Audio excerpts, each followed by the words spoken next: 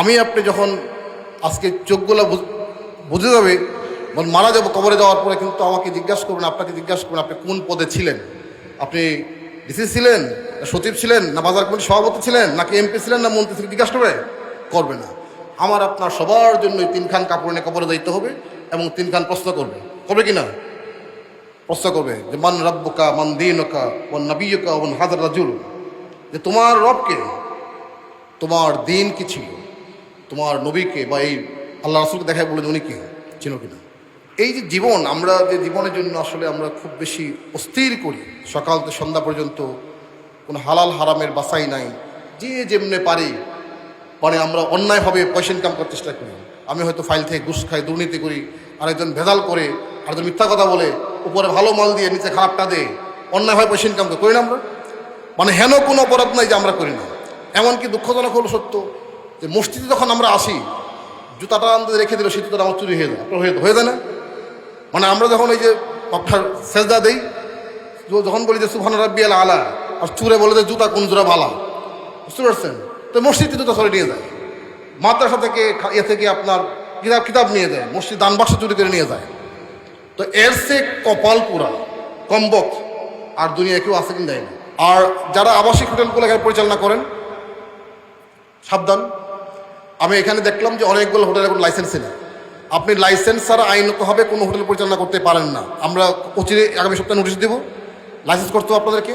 এবং হোটেলে সরকারের যে বিধিবিধান আছে তার বাইরে যাওয়ার কোনো সুযোগ নেই। অবৈধ কাজ তো দূরের কথা, কোনো কিছু করা যাবে না, নিয়মের বাইরে কোনো কিছু করা যাবে না। এখানে এই মাটির নিচে শুয়ে আছে হযরত শাহজালাল রহমাতুল্লাহ আলাইহি, হযরত শাহপুরাণ সহ অনেক অলিয়া উলিয়া। এই মাটিতে উপরে কোনো ধরনের অপরাধ হইতে দেওয়া যাবে না ইনশাল্লাহ।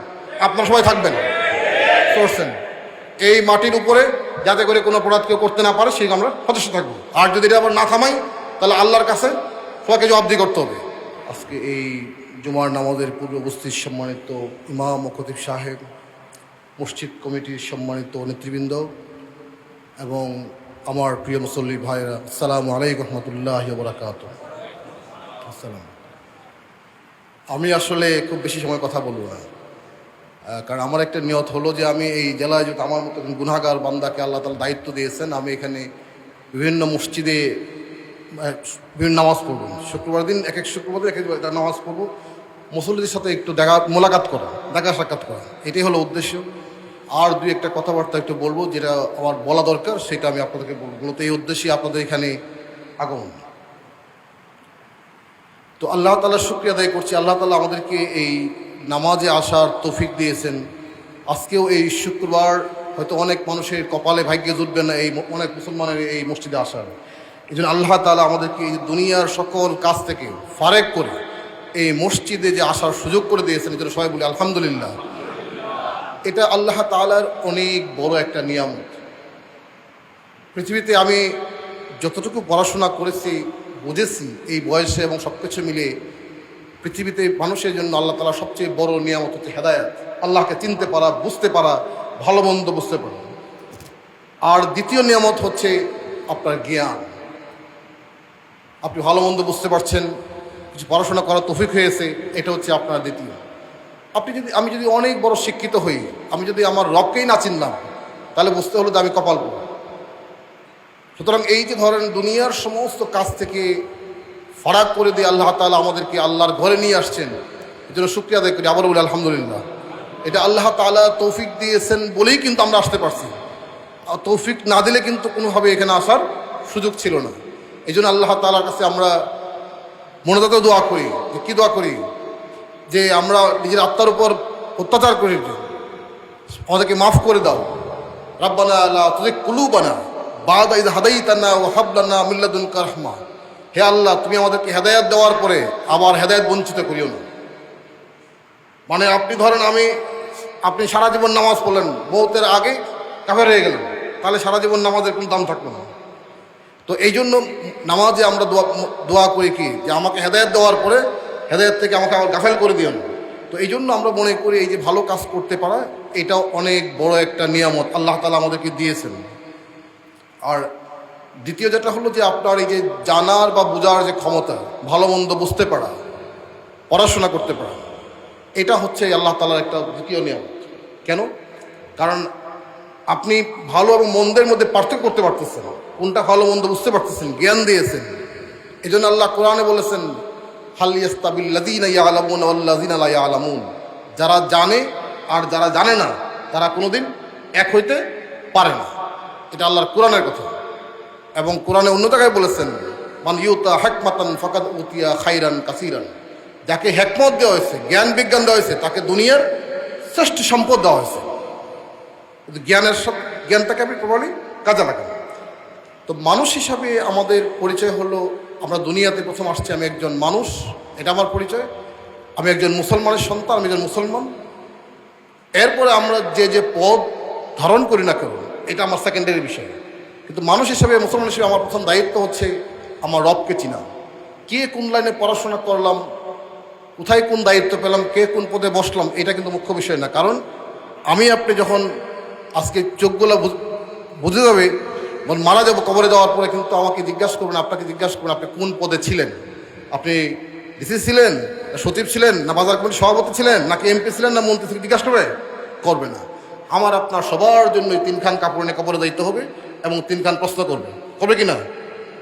প্রশ্ন করবে যে মান রাব্বুকা মান দীনুকা ওয়ান নাবিয়্যুকা ওয়ান হাযার রাজুল, যে তোমার রবকে, তোমার দিন কি ছিল, তোমার নবীকে বা এই আল্লাহ রাসূলকে দেখায় বলে উনি কে, চিনো কিনা। তো এই জন্য আমাদের একটা দায়িত্ব হচ্ছে, আপনি বিশেষ করে যারা আমরা কম বেশি পড়াশোনা শেখার তৌফিক আল্লাহ তাআলা দিয়েছে, আমাদের মুসলমানের প্রধান পাঠ্য বই হচ্ছে কোনটা? পাঠ্য বই হচ্ছে কোরআন শরীফ। মুসলমানের পাঠ্য বই হচ্ছে, মূল পাঠ্য বই হচ্ছে কোরআন শরীফ।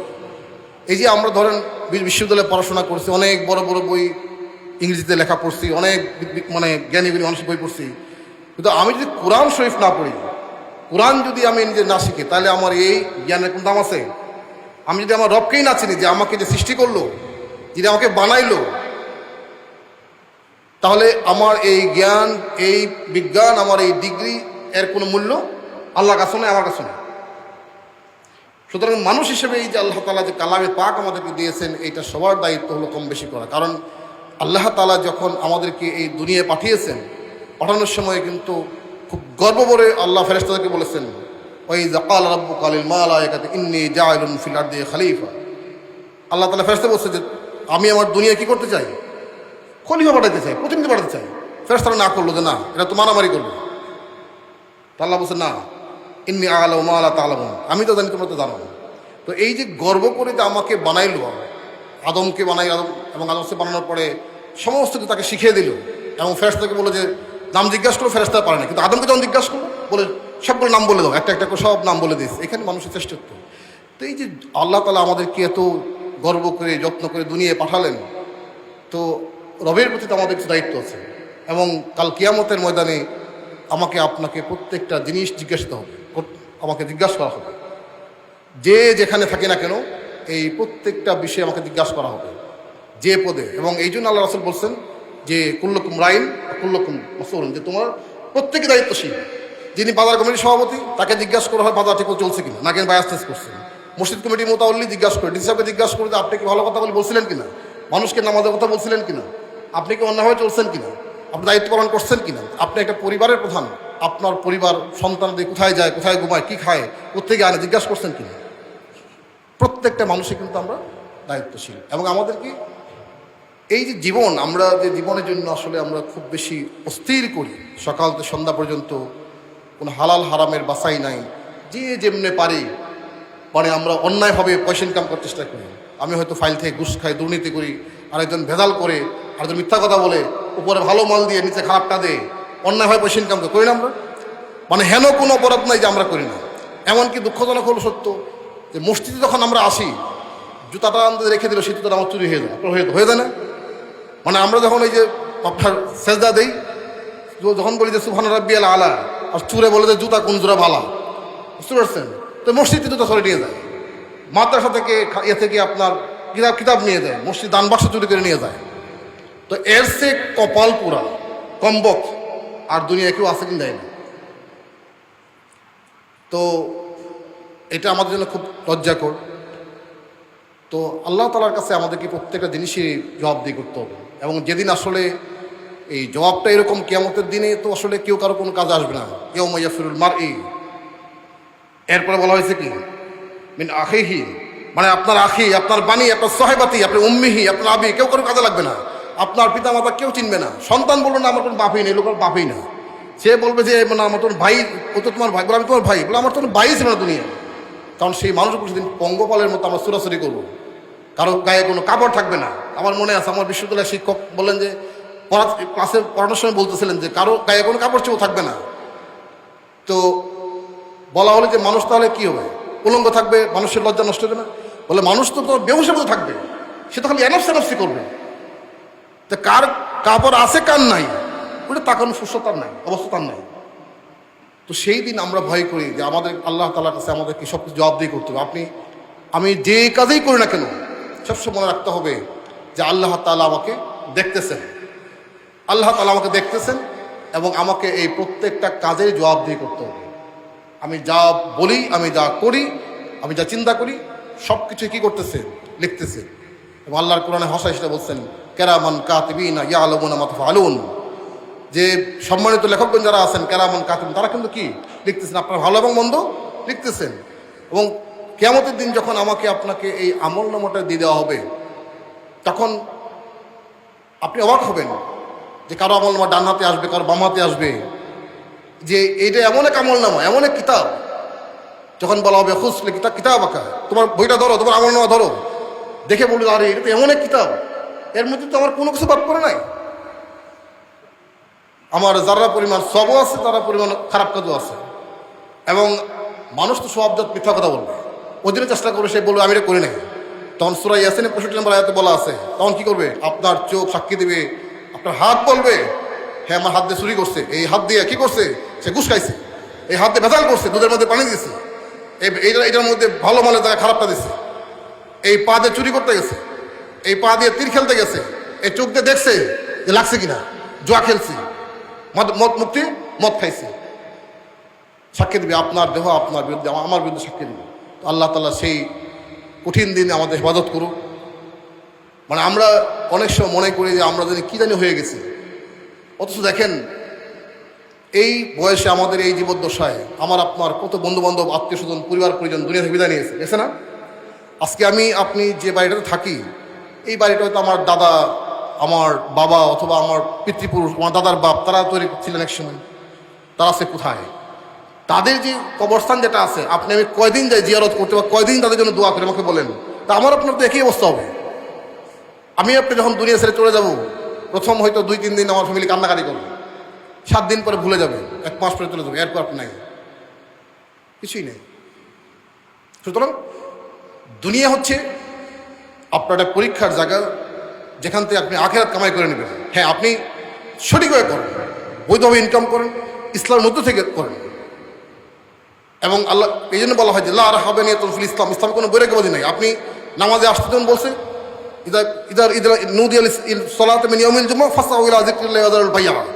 যখন নামাজের আজান পড়লো, এখানে যদিও জুম্মার নামাজের কথা বলা হয়েছে, শুধু জুম্মার নামাজ, সকাল নামাজ, যখন নামাজের আজান পড়লো তখন কি মসজিদ থেকে দৌড়াও।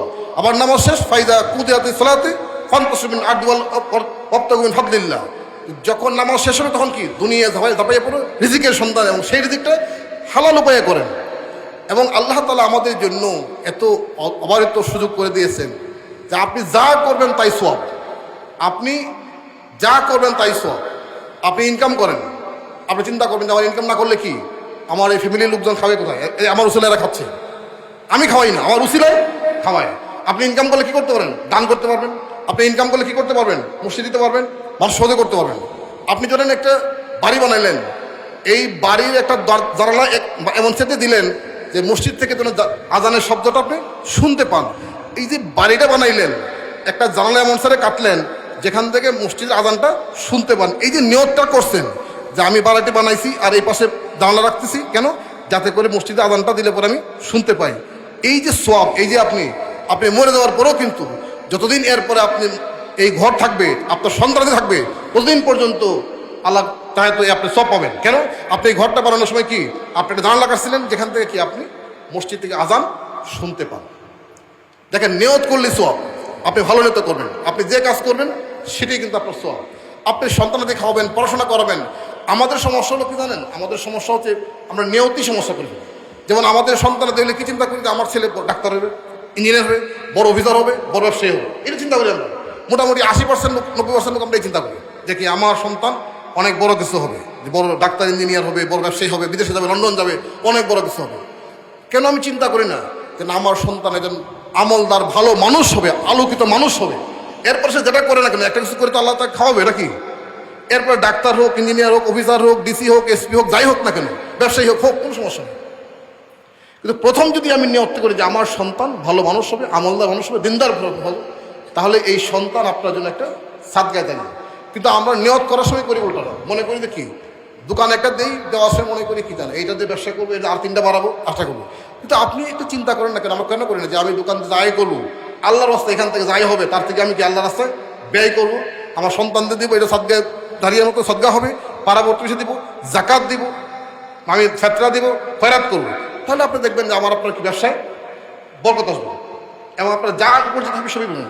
ইমাম আবু হানিফা রহমতুল্লাহ আলাইহি উনি কি ওই সময় সবচেয়ে বেশি বড় ব্যবসায়ী ছিলেন, জানেন আপনারা? ইমাম আবু হানিফা রহমতুল্লাহ আলাইহি কিন্তু ওই সময়কার সবচেয়ে বড় ব্যবসায়ী ছিলেন। কিন্তু তার ব্যবসা, তার আমলকে, তার ইমানকে কোনোভাবে প্রভাবিত করতে পারেনি। এবং হযরত খাদিজা রাদিয়াল্লাহু তাআলা আনহা তিনি কিন্তু ওই সময় সবচেয়ে বড় ব্যবসায়ী ছিলেন। সুতরাং আপনি সবই করবেন, ব্যবসা করবেন, পরিশ্রম করবেন, কারণ পরিশ্রম করতে হবে। পরিশ্রম না করে খালি যদি মনে করেন যে বসে থাকবেন, তফিজ হবেন, তাহলে হবে না। আপনাকে পরিশ্রম করতে হবে, কিন্তু নিয়ত হলো কি যে এটা ভালো নিয়ত যে আমি এটা আল্লাহর রাস্তায় ব্যয় করবো, আমার ভালো কাজে ব্যয় করবো, মানুষ উপকার করবো, যে আমার দ্বারা যাতে কোনো মানুষের কোনো ক্ষতি না হয়। এবং আল্লাহ রাসূল সেই বলছেন যে মুসলমান সেই ব্যক্তি যার কথা এবং কাজ দ্বারা অন্য মানুষ, অন্য মুসলমান কি নিরাপদ। এবং ইবাদত হলো 2 রকম, একটা হচ্ছে হকুল্লাহ আর একটা হকুল ইবাদত। আল্লাহর হক একটা, আর একটা বান্দার হক। আপনি আল্লাহর হক নষ্ট করলেন, নামাজ কাজা করলাম, পড়লাম না, কোন সমস্যা করলাম, এ করলাম, মাফ চাইলে তওবা করলে মাফ করে দিতে হবে। কিন্তু বান্দার যে হক নষ্ট করছেন এইটা তো আপনি দিতে পারেন না। ধরেন ব্যাংক থেকে আমি লোন নিলাম 100 কোটি টাকা, এই টাকাটা কার? এটা তো শত শত মানুষের জমানো টাকা। আমি যদি কালকে টাকাটা ফেরত না দিই, ব্যাংকে ফেরত না দিয়ে মরে যাই আর টাকাটা মেরে দিই, তাহলে কিয়ামতের ময়দানে এই শত সহস্র মানুষ তো আমার কাছ থেকে দায় শোধ করবে না? সুতরাং আমি মনে করছি আমি 1000 কোটি টাকা লোন নিয়েছি, নিয়ে মেরে দিলাম, বিদেশ চলে গেলাম বা অন্য কিছু করলাম, কিন্তু আমি এই টাকাটা, এই 1000 কোটি টাকাটা তো 1 লক্ষ মানুষের জমানো টাকা। এবং কিয়ামতের ময়দানে এটাই বলা হয়ে থাকে যে সেই লোকটা হচ্ছে সবচেয়ে মানে করুণ অবস্থা, যে অনেক আমল নিয়ে উপস্থিত হলো কিন্তু শেষ পর্যন্ত সে দুজকে গেল। কেন? কারণ এত আমল, আপনার অনেক ভালো আমল ছিল, কিন্তু এই যে মানুষের হক লিবার, মানে তার প্রত্যেকে সুদ করতে করতে একসময় দেখা গেল কি যে তার কাছে আর দেওয়ার মতো কোনো কিছু নাই। তখন ওই মানুষের যে পাপ অন্যায় ছিল, গুনাহ, সব তার কাঁধে চড়াতে হলো, আলটিমেটলি সে দুজকে হলো। তো সুতরাং এগুলি আমরা একটু ভাববো যে আসলে আমাদের দুনিয়ার জীবনটা কতক্ষণের। এখন এখান থেকে বাসায় আমরা যেতে পারবো কি পারবো না, এর কি কোনো গ্যারান্টি আছে? কোনো গ্যারান্টি নেই। এই গত 2 দিনে আমার খুব 3 জন খুব কাছের মানুষ মারা গেছে। আমি যখন র্যাবে কাজ করতাম, আজ ম্যাজিস্ট্রেট ছিলাম, আমরা একই পাশাপাশি বসতাম। আমার চেয়ে কয়েক বছর সিনিয়র, উনি গত বছর মারা গেছেন। তো মানুষের চিন্তাই করা এত সুন্দর একজন মানুষ চলে গেছেন। তো আমি এখানে আছি, মানুষের তো 1 মিনিটের 1 সেকেন্ডের কোনো ভরসা আছে? তা আমি কার জন্যই অন্যায় বিচার করি? এবং আমি আল্লাহকে ভুলে থাকি বলেন? এবং আল্লাহ তাআলা খুব কষ্ট করে বলেন, এই হল ইনসান মা গাররাকা বিরাব্বিকাল কারীম, হে মানুষ তুমি কি করে তোমার আল্লাহকে ভুলে থাকো, যিনি তোমাকে সৃষ্টি করছেন অত্যন্ত সুন্দর চেহারায়। আমার চোখ দুটো না থাকে কি বলেন? যদি 2 চোখ না থাকে আপনার কি অবস্থা? যার 2 চোখ নাই, যার একটা হাত নাই, বিকলাঙ্গ, যার একটা পা নাই, কানে শুনতে পায় না, যার ব্রেইনের একটা নিউরন, একটা সেল নষ্ট হয়ে গেছে, যেন পাগল হয়ে গেছে, তার কি অবস্থা বলেন? সেই তুলনায় আল্লাহ তাআলা আমাকে কত নিয়ামত ধরে রাখছেন, শুধু এই দেহটার মধ্যে কতটুকু নিয়ামত ধরে রাখছেন বলেন? এই জন্য বলি যে আমরা যে ইবাদত করি, এই ইবাদত দিয়ে মানে মাফ পাওয়া কোনোভাবে সম্ভব না যদি আল্লাহ মাফ না করে।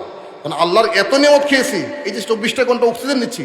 আপনি একটু অসুস্থ দেখেন, হাসপাতালে গেলে 3 দিন থাকেন, কতটা বিল আসে, অক্সিজেন দেওয়া লাগে, 1 মাস দেওয়া লাগে, কতটা বিল আসে দেখেন। আপনার আমার সম্পত্তি আছে, মোটামুটি এই সম্পত্তি কদিন চলে আপনারা দেখেন। তো সুতরাং আমরা আল্লাহ তাআলার যে গাইডলাইন, হ্যাঁ আমাদের অনেক ঘাটতি আছে, অনেক গ্যাপ আছে, অনেক ল্যাকিংস আছে, আমাদের অনেকেই আছে, নানা কারণে আমরা পুরোপুরি আমল করতে পারি না। তারপর আল্লাহর কাছে থাকতে হবে অনুশোচনা, অনুতপ্ত যে আল্লাহ আমি পারতেছি না, আমাকে মাফ করো। কিন্তু আল্লাহর বিধানের সাথে কোনোভাবে কোনো ধরনের নাফরমানি করা যাবে না, বিরোধিতা করা যাবে না। না এটা বলে না, এটা করে না। দুনিয়া অনেক মানুষ আছে আল্লাহকে চিনে না, নামাজে আসেন, বলে নামাজ পড়ে কী হবে, এই হুজুরা কিছু বুঝানো, এরা খালি মোল্লারা খালি এই কথা বলে, অনেক বলা যাবে না। তারা হচ্ছেন আল উলামা ওয়ারাসাতুল আম্বিয়া, এই আলেম উলামা হচ্ছে নবীদের উত্তরাধিকার। সুতরাং আপনি এই যে ধরেন একজন হুজুর আমরা পছন্দ করি কেন, আল্লাহ বলছেন যার সাথে যার সম্পর্ক দুনিয়া কিয়ামতের মধ্যে হাসন তার সাথে হবে। আমরা এই জন্য এই জিনিসগুলো একটু বোঝার চেষ্টা করি, একটু বুঝলেই আমাদের জীবনটা অনেক সুন্দর হয়, সমাজ সুন্দর হয়। মানুষকে শুধু জেল দিয়ে ভালো করা যায় না, মানুষকে চিন্তা করতে হয় কলম। আপনি চিন্তা করবেন যে আমি কি করতেছি, এই কাজটা ঠিক কিনা, আমি আজকে মরে গেলে আল্লাহর কাছে কি জবাব দিয়ে করবো। এটা বড় বিষয়, আমার কাজটা আজকে যা করছি এটা আজকে মারা গেলে আমি কি জবাব দেবো আল্লাহর কাছে। আমাকে ভাবতে হবে, আপনাকে ভাবতে হবে। এই জন্য আসুন প্রিয় ভাইয়েরা, মানে আল্লাহকে বোঝার চেষ্টা করি, চেনার চেষ্টা করি, যাতে করে আমরা যাই কিছু করি আল্লাহকে করুন।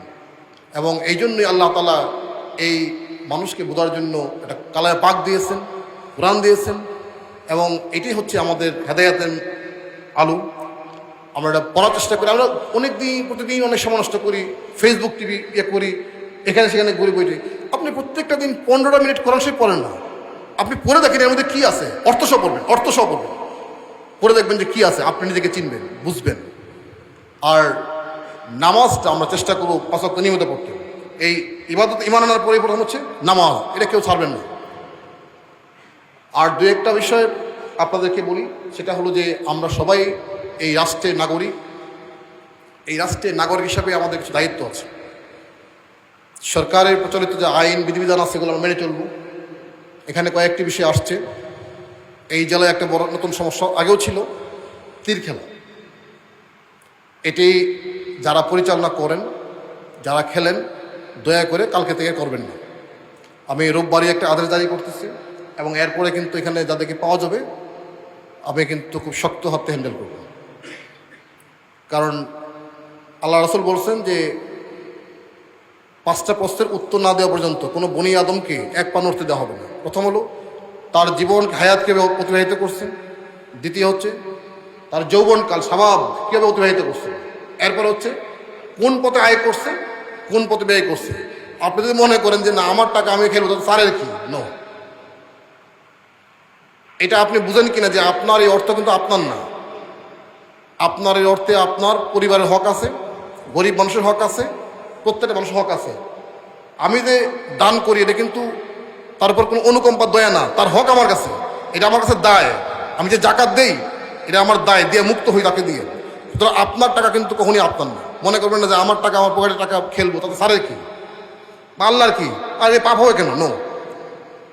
আমি আজকে মসজিদে বলে দিচ্ছি, এখানে আমি খোঁজখবর নিচ্ছি কোন কোন স্পটে খেলা হয়, কারা কারা এটা আয়োজন করেন, যাকে পাওয়া যাবে আইনের আওতায় আনা হবে। আমি আজকে আল্লাহর ঘরে বলে দিচ্ছি, আপনারা সাবধান হন, আল্লাহকে ভয় করুন। শাস্তি কিনা, দুনিয়া শাস্তি কিনা, আখিরাতে শাস্তি কিনা। আপনার অত্যন্ত কঠিনভাবে কষ্ট করে আয় করা অর্থ একটা নেশে আপনি হেরে দিচ্ছেন, ফেলে দিচ্ছেন। আপনার সন্তান, ছেলে মেয়ে, ওয়াইফ না খেয়ে আছে, কষ্ট করতেছে, এটা কোনোভাবেই কাম্য নয়। যারা এগুলি করছেন আজকে থেকে তওবা করেন। আর যদি আইনের আওতায় পড়েন তাহলে কিন্তু মোটামুটি বুঝতে পারেন যে কত ধানে কত চাল, এটা যেন না হয়। আর যারা এখানে আয়োজন করতেছেন দয়া করে বন্ধ করেন। অপরাধ যে করবে, অপরাধে যে সহযোগী হবে, প্রত্যেকই সমান অপরাধ, এটা দুনিয়া এবং আখিরাতে সব জায়গায়। তো সুতরাং এইটা বন্ধ করেন। আমি এখানে আরও কিছু সমস্যা নিয়ে পরে আপনাদের সাথে বসবো। এখানে আমার বাজার কমিটি আছে, স্কুল কমিটি আছে, এই স্কুলেরও আমি দায়িত্বে। তো এখানে আপনাদের বাউন্ডারির কথা বলছেন, যেগুলি বলছেন আমি দেখি কী করা যায়। আর বাজারটা নিয়ে আমরা পরিকল্পনা করতেছি, কারণ এখানে এই ট্রাকগুলো আসতেছে, বাচ্চারা স্কুল আসতে পারেনি, সমস্যাগুলো এখানে আছে। আমি গতকালকে আসছিলাম, স্কুলটা দেখেছি। তো আমি চাই আমরা প্রত্যেকেই নিয়ম মেনে, আইন মেনে চলি, তাহলে আর পাহারাতে দরকার নেই। কিন্তু যিনি চলবেন না তার জন্য শাস্তির ব্যবস্থা আছে, তার জন্য দুনিয়াতে শাস্তির ব্যবস্থা আছে, আখিরাতেও আছে। আপনি দয়া করে এমন কিছু করবেন না যে রাষ্ট্রীয় আইনের আওতায় আসবেন, জেল খাটবেন, এরপর আপনার নাতি স্কুলে যাবে, ওই স্কুলেও কিন্তু তার বন্ধু বলবে যে তুই একটা খারাপ লোক, তোর দাদা ওই আমার জেল খাটছিল। এই কথা যেন আপনার নাতিকে শুনতে না হয়, আপনার ছেলেকে শুনতে না হয়। সুতরাং যারা এই সমস্ত অপরাধের আয়োজন করেন, অপরাধ করেন, দয়া পাবো তাকে কিন্তু আইনের আওতায় নিয়ে আসবেন। কারণ কোনোভাবেই এই সমাজ, আমাদের বংশ, আমাদের আগামী প্রজন্ম নষ্ট হতে দেওয়া যাবে না, এবং এটা একটা ষড়যন্ত্র। আর যারা আবাসিক হোটেলগুলো এখানে পরিচালনা করেন, সাবধান। আমি এখানে দেখলাম যে অনেকগুলো হোটেলের কোনো লাইসেন্স নেই। আপনি লাইসেন্স ছাড়া আইনতভাবে কোনো হোটেল পরিচালনা করতে পারেন না। আমরা অচিরে আগামী সপ্তাহে নোটিশ দেব, লাইসেন্স করতে হবে আপনাদেরকে। এবং হোটেলে সরকারের যে বিধিবিধান আছে তার বাইরে যাওয়ার কোনো সুযোগ নেই। অবৈধ কাজ তো দূরের কথা, কোনো কিছু করা যাবে না, নিয়মের বাইরে কোনো কিছু করা যাবে না। এখানে এই মাটির নিচে শুয়ে আছে হযরত শাহজালাল রহমতুল্লাহ আলাই, হযরত শাহপুরাণ সহ অনেক অলিয়া উলিয়া। এই মাটিতে উপরে কোনো ধরনের অপরাধ হইতে দেওয়া যাবে না ইনশাল্লাহ। আপনারা সবাই থাকবেন করছেন এই মাটির উপরে, যাতে করে কোনো অপরাধ কেউ করতে না পারে, সেই আমরা সদস্য থাকবো। আর যদি এটা আবার না থামাই, তাহলে আল্লাহর কাছে সবাইকে জবাবদিহি করতে হবে, সবাইকে জবাবদিহি করতে হবে। তো আপনারা সবাই ভালো থাকবেন, আমার জন্য দোয়া করবেন। আমি আপনাদের কাছে দোয়া চাই, সহযোগিতা চাই। আল্লাহ তাআলা আমাদের সবাইকে মাফ করুন, এবং আল্লাহর পথে যেভাবে চললে তিনি রাজি এবং খুশি হবেন সেভাবে চলার তৌফিক দান করুন। হাযা ওয়া আখিরু দাওয়ানা আলহামদুলিল্লাহি রাব্বিল আলামিন। আসসালামু আলাইকুম ওয়া রাহমাতুল্লাহি ওয়া বারাকাতুহু।